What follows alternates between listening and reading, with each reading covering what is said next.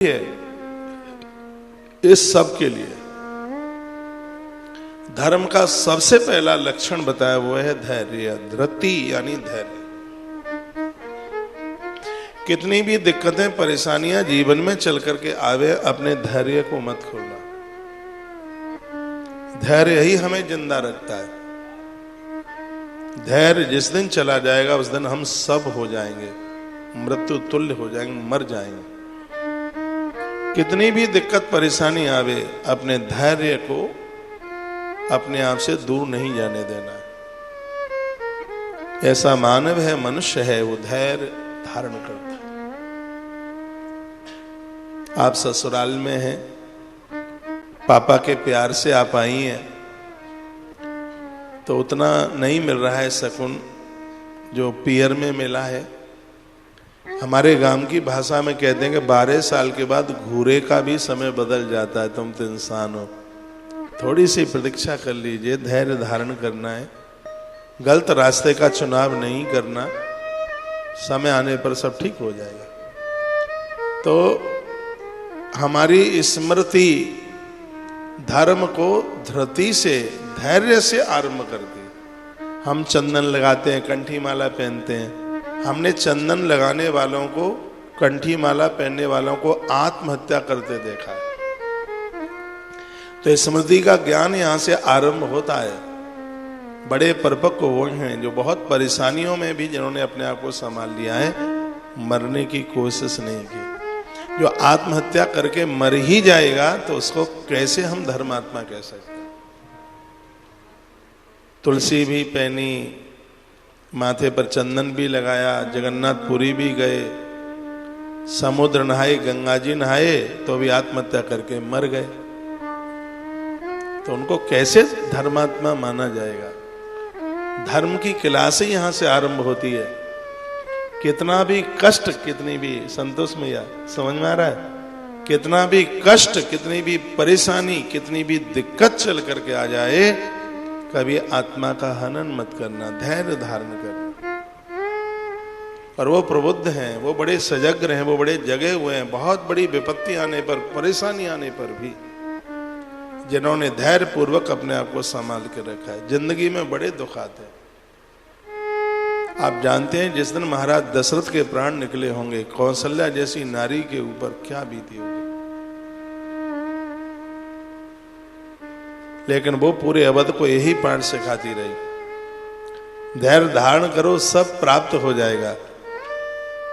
वो तो महाराज को भी कहती रही, धैर्य धीरज धारण करो। यदि तुम धैर्य छोड़ दोगे तो पूरा अवध डूब जाएगा। दुख के समुद्र में पूरा अवध डूब जाएगा। ये बात कोई क्यों नहीं कह पाया? क्योंकि कौशल्या वेद में ज्ञान का प्रतीक है। और किताबें पढ़ लेना ही ज्ञान नहीं है। हर परिस्थिति में आप अपने आप को संभाल लें, यही ज्ञान है। और संसार में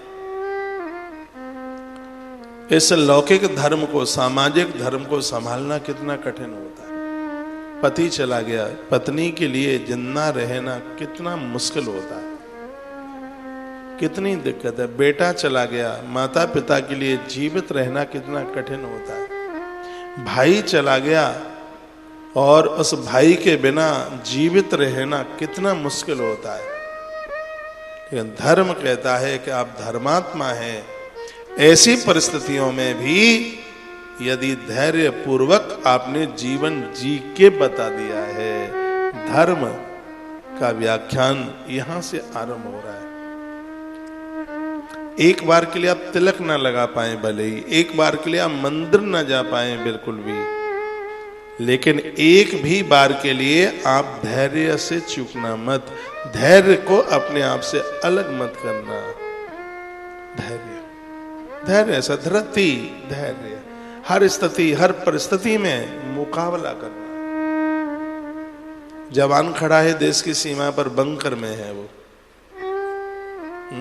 दुश्मन के साथ लड़ाई लड़ने को कितना सावधान रहता है। कोई पीछे से आकर के वार न कर दे, कोई अगल बगल से आकर के वार न कर दे। उसी प्रकार से हमें और आपको ऐसे ही सावधान रहने की आवश्यकता है।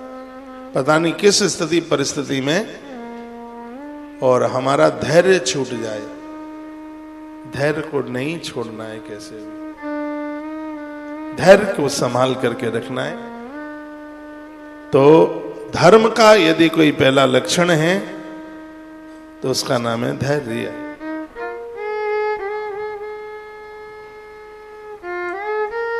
आपत्ति में धैर्य बहुत काम करता है। गोस्वामी जी ने एक बड़ी सुंदर चौपाई डाली है, और वो भी चौपाई अत्रि जी महाराज के पत्नी के मुख से निकली है। धन्य है वो नारियां जो अपने पति को सुनती रहती। अत्रि जी महाराज की पत्नी के मुख से वो चौपाई निकली, और श्रोता कितना अद्भुत है, सीता मां। कहा बेटी, आपत्ति में चारों चीजों की परीक्षा भी होती है और चारों चीजें काम में भी आती है।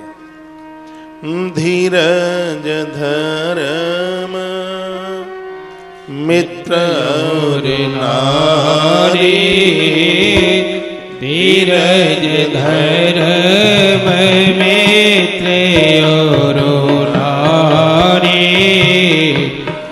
आपत्ति काल परखियो चारी।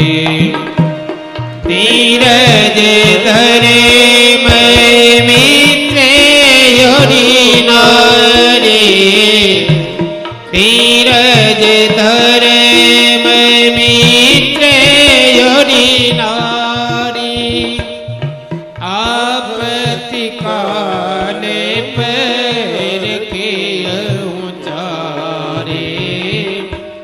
धीरज धर्म मित्र और नारी, आपत्ति काल परखियो चारी। श्री राम जय राम, जय जय राम, श्री राम जय राम, जय जय राम। श्री श्री राम जय राम, जय जय राम, श्री राम जय राम, जय जय राम, श्री राम जय राम, जय जय राम। धीरज धर धर्म मित्र और नारी, आपत्ति काल परखियो चारी। आपत्ति में चारों की परीक्षा हो जाती है। एक आपका धैर्य, एक आपका धर्म, और एक आपका मित्र, और एक आपकी पत्नी। कहते हैं कि सब तुम्हें छोड़ सकते हैं, लेकिन ये चार तुम्हें कभी नहीं छोड़ेंगे। ये चार तुम्हारा ख्याल रखें। तुम भले ही इनको छोड़ दो, पर ये तुम्हें नहीं छोड़ेंगे। यदि पत्नी पति को छोड़ देती है तो उसमें कहीं पति का भी दोष है। ग्रंथ कहते हैं, ये मत सोचना कि स्त्री का ही दोष है। यदि धर्म तुम्हें छोड़ देता है तो कहीं इसमें दोष आपको जाता है। धैर्य आपको छोड़ देता है तो इसमें एक दोष आपको भी जाता है, कोई ना कोई। और मित्र आपको छोड़ देता है तो हो सकता है कि आप स्वार्थी हो गए, कहीं न कहीं आपके अंदर वो दोष चल के आ गया है। यदि हम निर्दोष हैं, बहुत ध्यान से सुनिए, तो ना धैर्य छोड़ेगा, ना धर्म छोड़ेगा, ना मित्र छोड़ेगा, और ना घरवाली छोड़ेगी, कभी नहीं। वहां अंशिया माता ने बड़ी अद्भुत बात की। तो आप जो ये सुन रहे हैं धर्म के 10 लक्षण, और हम आज से अत्रिश स्मृति का आगाज, अत्रिश स्मृति की चर्चा कर रहे हैं। ऐसा महात्मा जिसने पूरी धरती को कृषि दी है। ये देश तो 84% गांवों में बसा हुआ है, और भारत कृषि प्रधान देश है। यहाँ भरण पोषण खेती के ऊपर निर्भर होता है। किसान को अन्नदाता कहा गया है। किसान को अन्नदाता, ये शब्द अत्रि जी महाराज का शब्द है। ये सुना आपने कि किसान अन्नदाता होता है? ये भारत की सरकारों ने शब्द नहीं दिया है, ये शब्द दिया है महात्मा अत्रि ने कि किसान कृषक अन्नदाता है। बहुत बड़ा दानी है और ईश्वर के ऊपर विश्वास करने वाला है, परमात्मा के ऊपर विश्वास करने वाला है, इसलिए इतना महंगा बीज खेत में डाल के आ जाता है।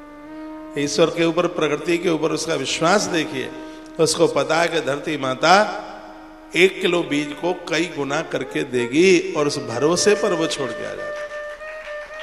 ये विश्वास घाती नहीं है, विश्वास ही है। ऐसा एक किसान है जिसकी चीज का मूल्यांकन दूसरे लोग, राजेंद्र भैया बैठिए, जिसकी चीज का मूल्यांकन दूसरे लोग करते हैं। चीज उसकी है लेकिन उसके रेट दूसरे लगाते हैं,